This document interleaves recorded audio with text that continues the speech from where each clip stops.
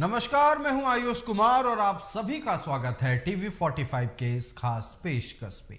एक तरफ बिहार की सियासत दिन ब दिन गर्म होती दिख रही है, तो वहीं दूसरी तरफ लंबे समय बाद केंद्रीय गृह मंत्री अमित शाह और बिहार के मुख्यमंत्री नीतीश कुमार एक दूसरे के आमने सामने हुए। बता दें कि केंद्रीय गृह मंत्री अमित शाह रविवार को पटना में आयोजित क्षेत्रीय परिषद की बैठक में शामिल हुए थे। वहीं अमित शाह के इस दौरे के बाद बिहार में राजनीतिक सरगर्मियां तेज हो गई हैं। बता दें कि अमित शाह के जाते ही मुख्यमंत्री नीतीश कुमार की पार्टी जेडीयू ने सभी पार्टी नेताओं की अहम बैठक पटना में बुलाई है। पटना स्थित प्रदेश जेडीयू कार्यालय में पार्टी की अहम बैठक हुई। वहीं बैठक में पार्टी के सभी विधायक, विधान पार्षद, पूर्व विधायक और पूर्व एमएलसी समेत अन्य नेता शामिल हुए हैं। अब कयास लगाए जा रहे हैं कि नीतीश कुमार आने वाले समय में बड़े फैसले ले सकते हैं। जेडीयू कार्यालय के बाद अब सीएम आवास यानी एक अणे मार्ग पर भी सीएम नीतीश कुमार की अध्यक्षता में यह बैठक बुलाई गई, जिसमें पार्टी के कई बड़े नेता शामिल हुए। जानकारी के अनुसार आगामी 2024 लोकसभा चुनाव रणनीति बनाने को लेकर यह बैठक की जा रही है।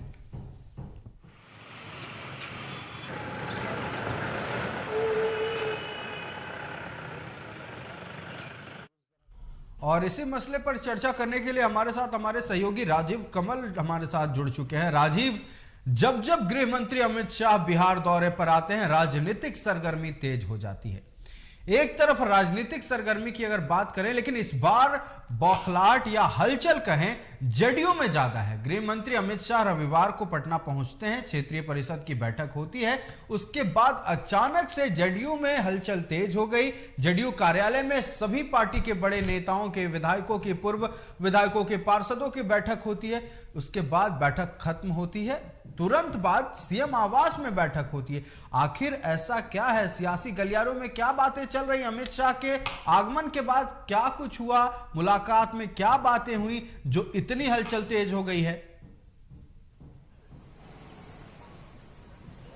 देखिए आयुष, पहले तो राजनीति इसलिए समझने कि 2024 का जो चुनाव है वो नजदीक है और जैसे जैसे नजदीक आ रहे हैं पार्टियां अपनी अपने तरफ से बैठकें कर रही हैं। लेकिन अमित शाह के पूर्व क्षेत्रीय परिषद की जो बैठक में पहुंचे, उसके बाद नीतीश कुमार के साथ बैठक भी हुई। देखिए क्षेत्रीय परिषद की बैठक सरकारी बैठक थी, उसमें बातचीत हुई अमित शाह के साथ, जो भी बातचीत हुई उसके बाद बिहार में थोड़ी राजनीति हलचल तेज हो गई है। और राजनीति हलचल इसलिए तेज हो कि आज जदयू कार्यालय में भी बैठक अति पिछड़े समाज की बैठाई गई। लेकिन उसमें यह है कि जो कर्पूरी जयंती जो है, 100वीं कर्पूरी जयंती आपको मनाई जाएगी, उसको लेकर उसमें बैठक की गई है। और 24 जनवरी को कर्पूरी जयंती मनाई गई, तो सभी पिछड़े वर्ग के जो नेता हैं, विधायक हैं, सांसद हैं, तभी बैठक हुई है। और वहीं 4 बजे से ही बैठक की शुरुआत होगी। एक अन्य मार्ग पर मुख्यमंत्री के आवास पर बैठक चल रही है, जहां सभी अति पिछड़े समाज के जो विधायक हैं, मंत्री हैं और सभी यहां पहुंचे हुए हैं। वहीं आपको विजय चौधरी भी हो, अशोक चौधरी हो, शीला मंडल हो, या तमाम जो भी नेता है वो पहुंचे हैं। सांसद भी 2 यहां पहुंचे हुए हैं,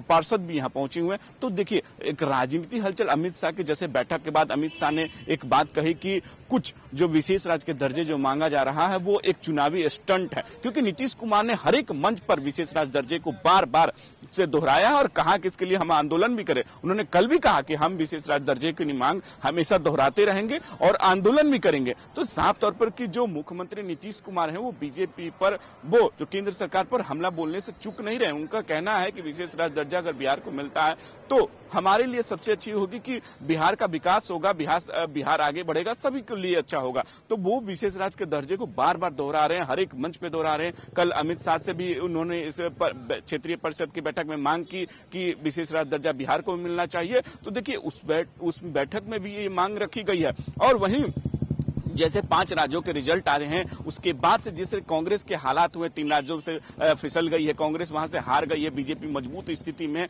तो जो इंडिया गठबंधन है उसमें भी कहीं ना कहीं दरार देखा जा रहा है। इसलिए देखा जा रहा है कि समाजवादी पार्टी हो या और भी अन्य पार्टियां हो, सभी ने एक तरीके से कहा कि अगर छोटी पार्टियों को एक साथ लेकर अगर चुनाव लड़ती तो कांग्रेस का कुछ बेहतर होता। तो देखिए लेकिन कांग्रेस इस पर साफ तौर पर कहे कि इससे सफाई दी कि हम उसमें पहले हम आमने सामने बीजेपी और कांग्रेस की आमने सामने की लड़ाई है, तो इसमें कैसे हम एक साथ रहे कि इंडिया गठबंधन को भले हम लोग एक साथ एक मिलकर लड़ रहे हैं, लेकिन एक बात साफ देखा जा रहा है कि जब से कांग्रेस की हार हुई है, जदयू के भी कई नेता उन्होंने साफ तौर पर कांग्रेस को कहा कि कांग्रेस को एक साथ सभी को लेकर चलना चाहिए था, सभी को एक साथ लेकर चुनाव लड़ना चाहिए था, लेकिन जैसा हुआ नहीं। बहुत सारे नसीहत भी दी गई, लेकिन कांग्रेस की तरफ से भी कहा कि अगर हार हमारी हुई है तो ये नसीहत किसी को नहीं देनी चाहिए। लेकिन एक बात अमित शाह से कल मुलाकात नीतीश कुमार की होती है, तेजस्वी यादव भी तस्वीरें देख रहे हैं कि बैठे हुए हैं, मतलब तीन एक साथ बैठे हुए हैं और बातचीत देखिए पूर्वी क्षेत्रीय जब बैठक होती है वो राज्यों के विकास के लिए बात होती है कि किस तरीके से इंफ्रास्ट्रक्चर या तमाम जो मामले हैं उनको देखा जाता है, उसी पे बैठक हो रही थी। लेकिन नीतीश कुमार ने विशेष राज्य के दर्जे को बार बार दोहराया और अभी बैठक एक मार्ग में चल रही है जहां अति पिछड़े समाज के लोगों को बुलाया गया है कि क्यों कर्पूरी ठाकुर की 100वीं जयंती मनाई जा रही है, यही आपको वेटनरी कॉलेज पटना के वेटनरी कॉलेज में मनाया जाएगा, उसको लेकर तैयारी दिखाई दे। लेकिन रणनीति तौर पर यह भी है कि 2024 से पहले नीतीश कुमार चाहते हैं कि जो भी विधायक हैं, जो भी मंत्री, जो भी सभी नेताओं से एक मुलाकात कीजिए कि रोड उनका क्या धरातल पे क्या स्थिति, क्योंकि देखिए इंडिया गठबंधन की जिस तरीके से अगर मान लीजिए कि 5 राज्यों के चुनाव के बाद जो हार हुई है वो कहा जाए, क्योंकि बीजेपी तो यही कह रही है कि ये इंडिया गठबंधन की हार हुई है, तो साफ तौर पर है कि नीतीश कुमार चाहते हैं कि स्थिति जो है वो तैयार रखनी होगी कि हमें जो धरातली क्या स्थिति है जदयू की, उसको लेकर भी बैठक यहाँ की जा रही है कि जदयू और इंडिया गठबंधन को कैसे मजबूती से हम 2024 में बीजेपी को हराने के एक तरीके से रणनीति में, क्योंकि नीतीश कुमार ने पहले ही कह दिया कि हम किसी भी कीमत पर 2024 में बीजेपी को यहां से उखाड़ फेंकना है और हम उसके लिए पूरी रणनीति बना रहे हैं। और जो बैठक में उन्होंने कहा कि अगर बैठक इंडिया गठबंधन की जैसे ही डेट फिक्स होते हैं अगर आता है तो हम उसमें जाएंगे। उन्होंने कहा कि हम पूरी तरीके से तैयार हैं और इस बार चाहते हैं कि वो सब चीज फाइनल हो जाए कि जो बैठक में होनी है। तो इसी की रणनीति में यह भी देखा जा रहा है कि जदयू अपनी तरफ से नीतीश कुमार एक्शन मोड में है और जैसी तबियत खराब होने के बाद बड़ी बैठकें भी की हैं, आज जदयू में भी बैठक थी, तो एक अति पिछड़े समाज को साधने की कोशिश जहां, और वहीं एक खबर यह भी आ रही है, सूत्रों की खबर से आ रही है कि 24 दिसंबर को बिहार के मुख्यमंत्री नीतीश कुमार एक यूपी में रैली कर सकते हैं, एक बड़ी रैली को संबोधन कर सकते हैं। तो ये भी एक बड़ी चर्चा है कि नीतीश कुमार एक तरीके से 24 दिसंबर को शंखनाद करेंगे 2024 चुनाव को लेकर। मतलब ये साफ है कि नीतीश कुमार एक्शन मूड में है और किसी भी कीमत पर चाहते हैं कि जो केंद्र में सरकार इसको चुनौती दी जाए और इसे लड़ा जाए, उसी को लेकर चाहते सभी पार्टियों को एकजुट करने की कोशिश हो, चाहे हर एक समाज की भी कोशिश हो कि अपने तरफ से स्तर पर किस तरीके से, चाहे अल्पसंख्यक समाज हो, चाहे अति पिछड़ा समाज हो, और तमाम जो भी है उसको लेकर बैठक यहाँ मुख्यमंत्री नीतीश कुमार चाहते हैं कि उस वोट बैंक को साधा जाए। तो आज अति पिछड़े समाज के जितने भी बड़े नेता हैं उनको यहाँ बैठक है। हम एक निमार के बाहर खड़े हैं, तस्वीरें दिखाने कि जैसे बैठक है कि अंदर बैठक चल रही है और बैठक हो रही है, लगभग 4 बजे से बैठक हो रही है और इसकी शुरुआत मुख्यमंत्री नीतीश कुमार की अध्यक्षता में हो रही है। सभी एक तरीके से जो विधायक हैं, मंत्री हैं, वो अति पिछड़े समाज के वो वहां मौजूद हैं और ये भी टटोलने की कोशिश करें कि जदयू की स्थिति धरातली कितनी अच्छी है, क्या स्थिति है, क्योंकि 5 राज्यों के चुनाव के परिणाम के बाद इंडिया गठबंधन कितनी मजबूत हुई है, क्या स्थिति होने वाली है 2024 के चुनाव को लेकर, यह भी एक बड़ा सवाल खड़ा होता है। आयुष, देखिए राजीव, अमित शाह जब तक बिहार नहीं आए थे, मैं पिछले दौरे की बात करूं जो रविवार को हुआ पूर्वी क्षेत्रीय परिषद की बैठक को लेकर, तब तक बिहार की राजनीति का रफ्तार ठीक ठाक सामान्य रफ्तार से राजनीति चल रही थी। अमित शाह आते हैं, गियर शिफ्ट होता है, गियर शिफ्ट होता है, एक्सीलरेटर पे मान लो जदयू पांव दबाती है और लगातार बैठकों का दौर शुरू हो जाता है, रफ्तार तेज हो जाती है राजनीति की और जदयू के नेता भी ये कहने लगते हैं कि 2024 चुनाव को लेकर अब मुख्यमंत्री नीतीश कुमार कह सकते हैं कि अब शंखनाद करेंगे। तो क्या कहा जाए, कल जो बैठक हुई थी वो पूर्वी क्षेत्रीय परिषद की बैठक थी या फिर 2 प्रतिद्वंदी आमने सामने थे? देखिए, आप क्षेत्रीय परिषद की बैठक को इसलिए क्योंकि वो देखिए बैठक सरकारी थी, अमित शाह गृह मंत्री के तौर पर यहां मौजूद थे और वो बैठक कर रहे थे। मुख्यमंत्री 4 राज्यों के मुख्यमंत्री को आने था, 3 राज्य के मुख्यमंत्री नहीं पहुंचते हैं। वहां बैठक खुद तेजस्वी यादव भी मौजूद हैं, सभी अधिकारी भी मौजूद हैं, तो वहां राजनीति के तौर पर आप वो नहीं कर सकते, चर्चा नहीं हो सकते। हाँ, लेकिन प्रतिद्वंदी जरूर है क्योंकि चुनाव एक तरफ से इंडिया गठबंधन का एक नेतृत्व करने वाले नीतीश कुमार हैं और एक बीजेपी का नेतृत्व करने वाले अमित शाह जो चढ़ा के कहलाते हैं। तो ये एक जरूर बात है कि दोनों की राजनीति की दूर अलग अलग हुई है। कुछ दिन पहले, एक साल पहले तक तो एक साथ थे और एक साथ ही मतलब एनडीए गठबंधन को आगे बढ़ा रहे थे, लेकिन अब दोनों का धूर अलग अलग होगा। एक चाहता है कि एक को उखाड़ फेंकना और एक चाहता है कि इनको नस्तभूत करना, मतलब दोनों चाहते हैं कि खत्म कर देना। तो देखिए, दोनों एक दूसरे से राजनीति में चाहते हैं कि हम कैसे एक दूसरे को पछाड़ें। तो अगर इंडिया गठबंधन में अगर नीतीश कुमार बढ़ चढ़ कर जिस तरीके से इंडिया गठबंधन को एक साथ मजबूती लाने की कोशिश की, सबके साथ मतलब कि जितने भी नेता हैं जो क्षेत्रीय दल के छत्रपा, उनके से मुलाकात, आपका हमारे साथ जुड़ने के लिए और तमाम जानकारियां पहुंचाने के लिए बहुत बहुत धन्यवाद। गृह मंत्री अमित शाह के आगमन के बाद से बिहार के राजनीतिक गलियारों में कई तरह की बातें उठने लगी है। कह सकते हैं बिहार की राजनीति का गियर शिफ्ट हो चुका है और एक्सीलरेटर तेज हो चुका है। कर्पूरी ठाकुर का जयंती इस बार कई मायनों में अहम रहेगा। तमाम मसलों पर हम चर्चा करेंगे। वक्त है एक छोटे से ब्रेक। हम चर्चा कर रहे थे बिहार की राजनीति पर। गृह मंत्री अमित शाह का रविवार को आगमन होता है, पूर्वी क्षेत्रीय परिषद की बैठक होती है। ये बैठक को अगर एक तरफ रखा जाए, लेकिन मौजूदा जो राजनीतिक परिदृश्य है उस पर चर्चा करें तो कई तरह की बातें सामने आ रही है और कई तरह की बातों की तमाम जानकारियां लेकर हमारे बिहार एडिटर मनोज नारायण सिंह हमारे साथ जुड़ चुके हैं। मनोज जी, एक तरफ गृह मंत्री आते हैं, दूसरी तरफ जैसे ही बैठक खत्म होती है जेडीयू रेस हो जाती है। जेडीयू रेस हो जाती है, उनके पार्षदों की बैठक होती है, उनके विधायकों की बैठक होती है। ये रहा मामला एक तरफ। दूसरी तरफ इस बार जेडीयू ज्यादा तवज्जो दे रही है कर्पूरी ठाकुर की जयंती को। क्या ये राजनीति है या फिर सही में कर्पूरी ठाकुर के लिए प्रेम उमड़ रहा है जेडीयू के दिल में?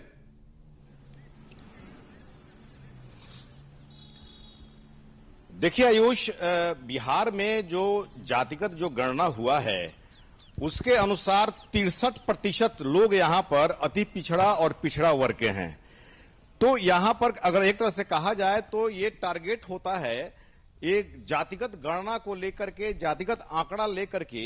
ये पिछले अगर देखा जाए तो लगभग 3 दशक से यहां की राजनीति में ये जो जातिगत जो आंकड़ा है इसका खेल खेला जा रहा है। तो जिस तरह से यहां पर बिहार में जब जातिगत गणना हुई है उसके बाद में सभी लोग अपने अपने आंकड़ा बिठाना शुरू कर दिए हैं कि किस जाति का गुणागणित खेलें, किस जाति का मुद्दा लाएं कि उसका वोट बैंक पोलराइज्ड हो सके। आपने देखा कि पिछली बार जिस तरह से जो अमित शाह जब यहां पर मुजफ्फरपुर में आए तो उन्होंने साफ तौर पे कह दिया कि जो जातिगत जो गणना हुई है उसमें मुस्लिम समुदाय को और यादव जो जाति है उसमें जो है हेराफेरी किया गया है। तेजस्वी यादव ने भी कहा था कि अमित शाह हमेशा यहां पर आए, मैं चाह रहा हूं कि वो हमेशा यहां पर आए। अमित शाह के इस बयान से तेजस्वी यादव को कहीं ना कहीं जो है पावर दिखा कि माई समीकरण मेरा गोलबंद हो रहा है। तो ये जातिगत जो आंकड़ा है इसका खेल जो है बिहार में चलता रहा है और मुझे ऐसा नहीं लग रहा है कि आने वाले समय में ये जातिगत आंकड़ा का खेल खत्म होने वाला है। तो जिस तरह से जातिगत गणना हुआ 63% का जो है यहाँ पर गुणागणित होना शुरू हो गया है।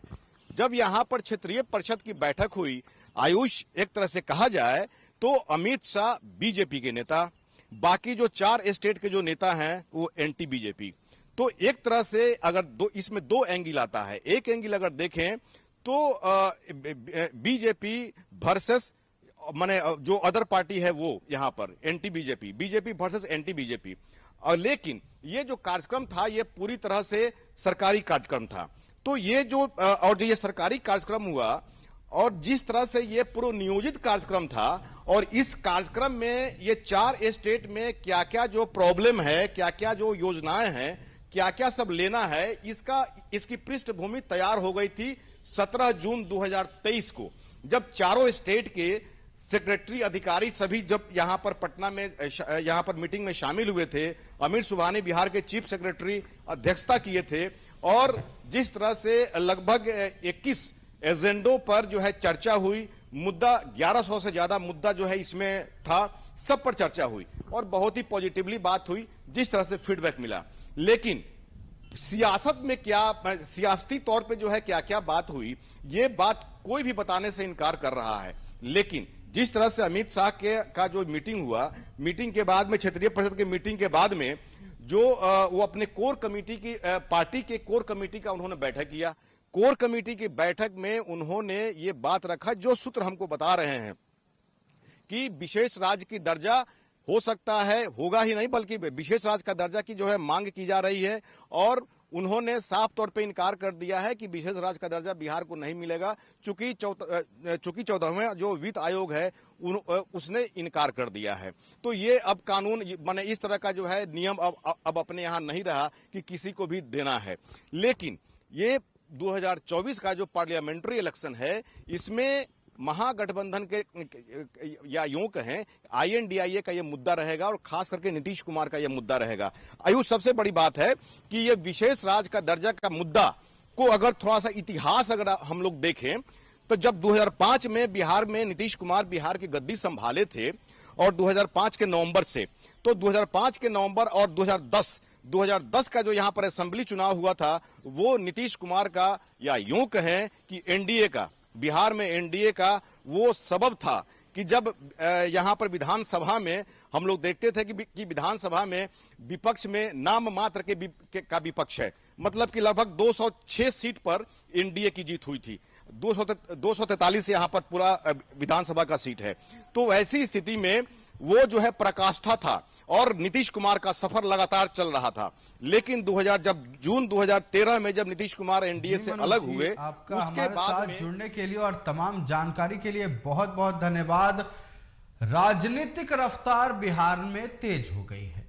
अब चुनाव कुछ ही महीनों में, लोकसभा चुनाव आने वाला है, किसी भी पल तारीख की घोषणा हो सकती है। गृह मंत्री अमित शाह बिहार आते हैं। क्या राजनीतिक बातचीत हुई, हालांकि ये तो किसी के सामने नहीं आया, लेकिन जो हलचल जेडीयू में देखने को मिल रहा है, इससे ये साफ तौर पर कयास लगाए जा सकते हैं कि गहमा गहमी इस बार तेज थी। एक तरफ मुख्यमंत्री नीतीश कुमार कह रहे हैं कि हम कोई भी कसर नहीं छोड़ेंगे और बिहार से बीजेपी को उखाड़ फेंकेंगे। दूसरी तरफ बीजेपी कह रही है कि सभी सीटों पर बीजेपी जीतेगी। अब ये तो चुनाव आएगा तो पता चल जाएगा कि कौन जीतेगा कौन हारेगा। लेकिन जो कर्पूरी ठाकुर की जयंती को लेकर राजनीति शुरू हो गई है, मतलब साफ है कि जो जातीय गणना का आंकड़ा था अपना रंग दिखा रहा है। फिलहाल आज के इस खास पेशकश में इतना ही। देश, दुनिया और राज्य की तमाम खबरों के लिए देखते रहिए TV45। नमस्कार।